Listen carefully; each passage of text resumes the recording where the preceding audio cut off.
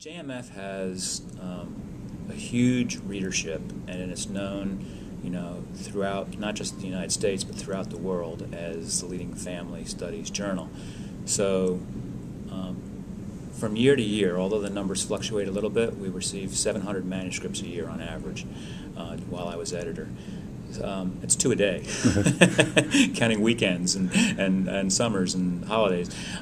So it's just the sheer volume of the work makes it challenging. JMF is the most widely cited journal in the family studies field. So the journal has a long history, predating me, of being a very strong, sought-out journal for family scholars to publish in. So it has momentum, it has inertia, it has history that make it very attractive.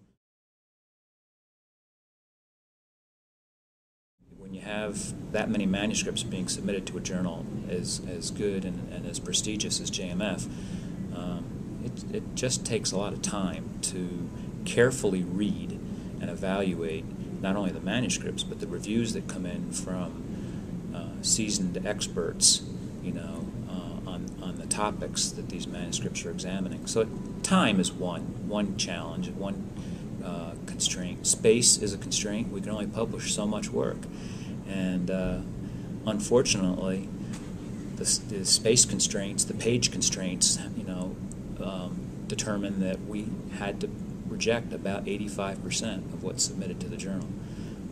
That's a challenge. And then the other challenge, I would say, is trying to communicate clearly and fairly with authors, even when their work is being rejected, trying to indicate to them the strengths of their work, and then also pointing out weaknesses, but trying to be constructive about how they can improve their study. It's important to NCFR because it provides a lot of visibility.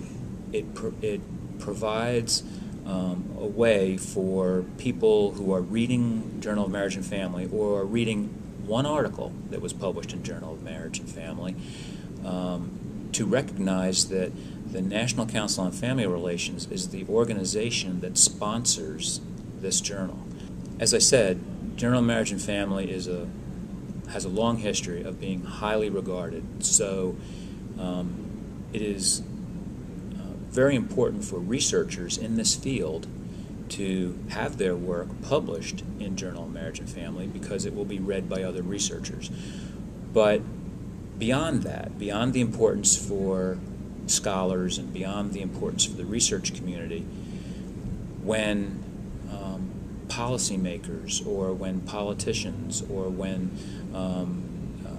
organizations are making decisions about family-related issues, and they look for evidence to support their arguments, they look for work published in the Journal of Marriage and Family. So what it means is that this work has been peer-reviewed by leading scholars in the field, and it's been accepted. It meets the standards of the Journal of Marriage and Family, which rejects 85% of the work submitted. So this tells not just other academics, but it tells policymakers and others that this work is very highly regarded. It's carefully conducted research.